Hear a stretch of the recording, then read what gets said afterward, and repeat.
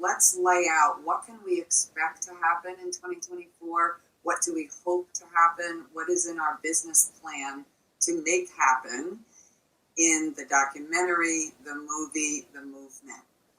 And so let's even hear from each of the guests, and it could even be repeated of what we've said before, but let's focus on what do we believe, want, hope to, or working for to happen next year. And you can focus on your own business area, and then also what you hope to happen from this documentary. I'm going to start with, we have a new producer, Brian Nitto, and he is producer-director. He has taken over this project in the last few months. Amazing work, pro bono, just really sunk his whole mind, heart, body into it for the chance to do it. We will put him on a retainer next year. We will be working with investors, philanthropists. We are doing that now. We will put out a document in January of helping us find some investors and philanthropists.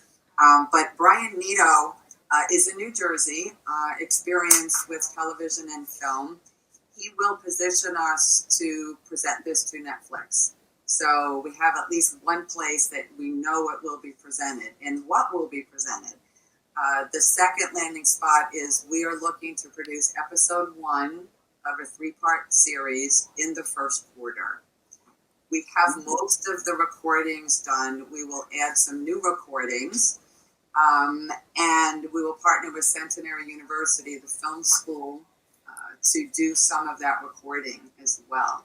So first quarter, we're looking to have episode 1. We're going to have a almost front page story next year. I don't know what it will be about. It will definitely have some connection with spirituality, but I think we're getting the team, we're getting the ideas, we're getting some solutions to a point where it needs to break way out in the public and have people say, oh, what is this? What I want to see next year is, and it's, I think as we start to bring these new centers, spaces, facilities, I hate to use the word, we have to find a new word for them, but into community, where I want to see at least one story living studio, which is a place where you can bring all, where we have so many different realms of support for individuals to discover their genius. And we say genie and us as in brackets, so because it's the genie of all of us. And we work very much with the fact that genius is really what we're trying to unlock. So the seminary, who's well respected in science, said that we're going to see a paradigm shift in our lifetime on the magnitude of Galileo's. And it's going to happen in the realm of consciousness. Mental health. I think we could be the canaries in the coal mine, like Hillary says, that ushers in this new way of understanding the mind. And so we're talking about big ships changing the big system. They take a while to steer. I think we should do that, but it's going to take a while. I'm actually really excited. I feel like I wish I could do this full time. And this just fuels every part of me when I'm around people like all of you, because this is the vision that I had many, many, many, many years back, when I thought that this would only honestly be arriving when I died. Like, I didn't think it would happen in this lifetime. So I feel very, very thankful to each and every one of you. And so my vision for next year is to start to take a step towards doing developmental workshops to train people, to get them to understand what I'm doing from a new paradigm, and hopefully even to start training them in what I'm doing in a way that they can safely help people that they love. Or people can help themselves if they've been diagnosed, this sort of thing. And part of that workshop is in explaining how, as a society, we do move from paradigm to paradigm. And it's not necessarily that the old psychiatric paradigm is just wrong, garbage, it's a big mistake. No, there's a reason that it was there. There's a reason why it developed, and it still has gifts to give, our society. But that there is an evolution taking place, and an evolution of consciousness.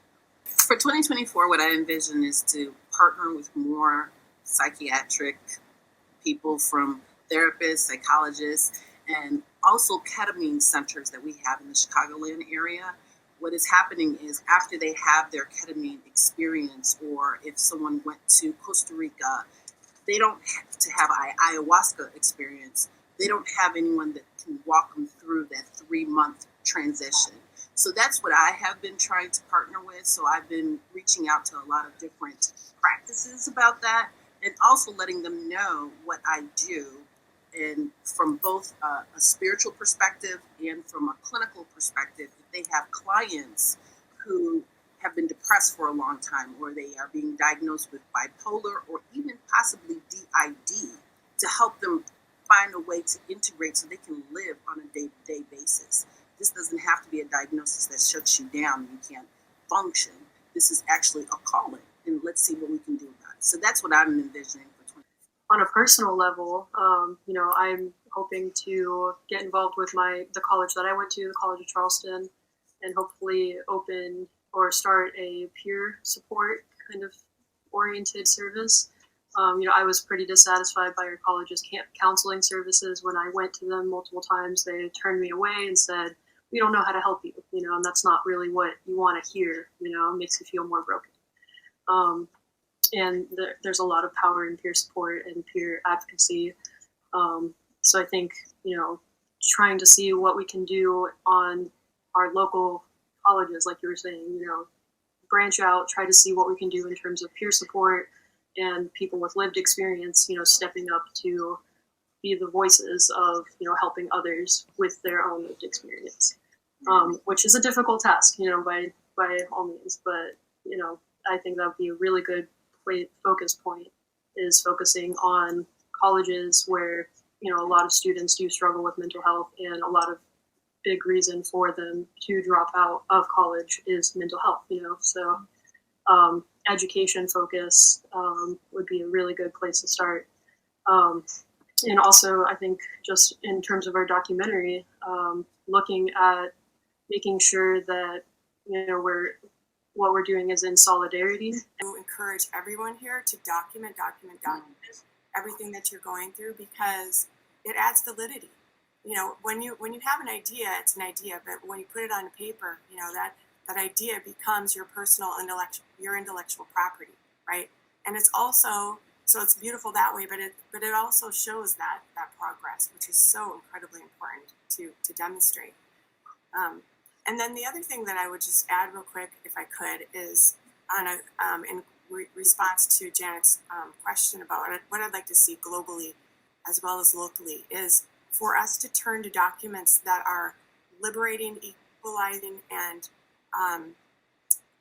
really unifying, like the UN's UDHR document, which is the Universal Declaration of Human Rights.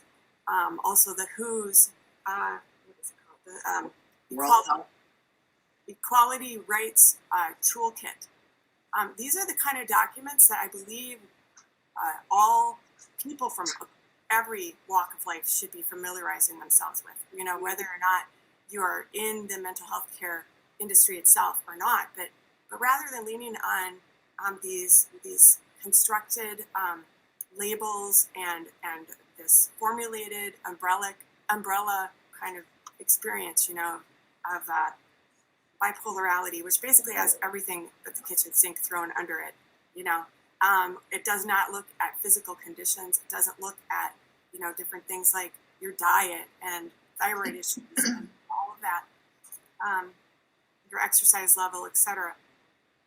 But instead of looking to the DSM, looking to documents like that, where we are really understanding our inalienable rights. And I know for a fact that is a God-given experience. So one of the things, Laura, that you made me think of is one of the focuses of my research is really looking at challenging the notion that people who disagree with their pathological label lack insight or in denial if they don't agree, right?